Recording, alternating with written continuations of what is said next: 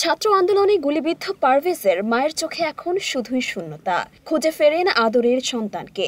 250-টিরও বেশি design option নিয়ে Walton smart fridge, বোঝে আপনার প্রয়োজন। গুলিবিদ্ধ হওয়ার একদিন আগেও কথা হয়েছিল সন্তানের সাথে। 10 বছরে বা 12 বছরে সে ঢাকা শহর যাই পৌঁছেছে।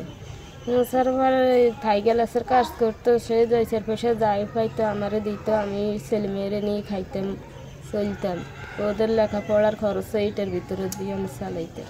মনে সপ্তাহানিক হয়েছে আমার সাথে কথা বলছে, সে মোবাইলে টাকা ভরে দিত, আমি মোবাইলে ফোন দিয়ে ওর খোঁজ খবর লইতাম। ডাক্তারে ফোন দিছে দুপুর 1টা বাজে ফোন দিছে। আরে আমি তো বলি কি হয়েছে আমার পারভেজের কি হয়েছে, তারা তো নাম জানে না। নাম জানানোর মধ্যে হিয়ার হরে দিয়ে আবারও ফোন দিছে। আর আমি আমার ছেলের কি হয়েছে, কয় আপনার ছেলের নাম কি? আমি আমার ছেলের নাম পারভেজ। পারভেজের মাথায় গুলি লাগছে, সিরিয়াস অবস্থা খারাপ, বেশি ভালো না। নবিউল্লাহ ও ফাতেমা বেগম দম্পতির বড় ছেলে পারভেজ ছোটবেলা কেটেছে নানার বাড়িতেই। অভাব অনটনের সংসারে রোজগার ছিল না তেমন। তার উপর পারভেজের বাবাও মানসিক ভারসাম্যহীন। সংসারের হাল ধরতে তাই 12 বছর বয়সেই ঘর ছেড়ে ঢাকায় পাড়ি জমান পারভেজ। সেখানে কাজ জোটে থাই গ্লাসের দোকানে। সেখানে কাজ শুরু করা সেই ছোট্ট পারভেজের বয়স দাঁড়িয়ে হয় 22 বছর। হয়ে ওঠেন পরিবারের একমাত্র উপার্জনক্ষম ব্যক্তি। গত 3রা আগস্ট মায়ের সাথে কথা হয় পারভেজের। বৈষম্য বিরোধী ছাত্র আন্দোলন চলায় বন্ধ ছিল দোকান। কাজ না থাকায় ঠিকমতো জুটছিল না খাবারও। সেই অনুযোগী করছিলেন মায়ের কাছে। খাবারের অভাবেই মারা যাবে বলে মনে হচ্ছিল তার।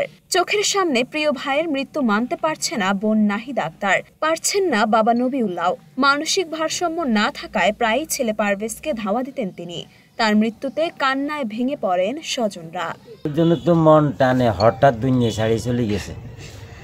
ঈদের সময় বকরির কোরবানির ঈদের সময় বাড়িতে আইতে পারে না।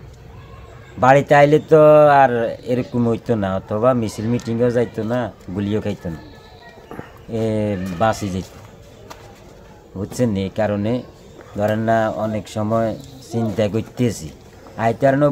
বউ ছিল, এই জন্য বউ যদি আইতো চাইতো বউ আইতো না, অথবা বউ আইতে দিত না। আমি ওই আইসিবিতে ঢুকছি আর কি। ঢুকছে নার্স আমাকে বলছে যে আপনি কে? আমি বলছি যে আমি ওর পারভেজের বোন। তারপর বলছে রে ভাইয়া চোখ খাটে নিয়েছিল। তারপরে আমরা দেখে মানে খুশি হয়ে গেছে। খুশি হয়ে তারপরে আমরা হাত বাড়িয়ে ধরতে চাই, কিছু বলতে চাই, কথা কইতে হারে না, মানে কথা কইতেছে চেষ্টা করে। তারপরে যে আমাদের দেখে আর কি আমি হাত খুলে দিতাম। হাত খুলে দিলে তো বাইরে ইয়ার লতা সব খুলি গেল। এটা লাগে তারপর আমার পরেও অনেক রাগ করছে, আমি হাত খুলে দিই না কিনলে। তারপরে আমি বাইরে চলে আসছি।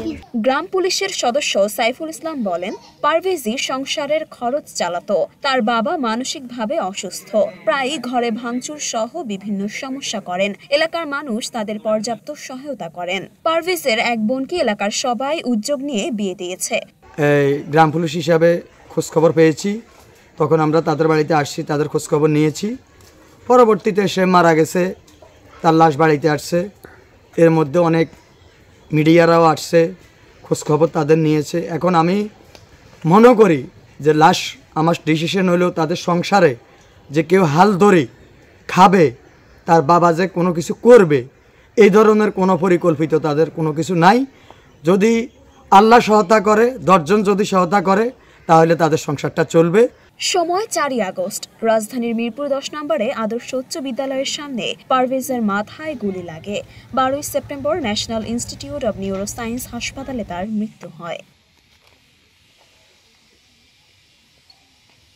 মরিয়ম মিম, ঢাকা পোস্ট।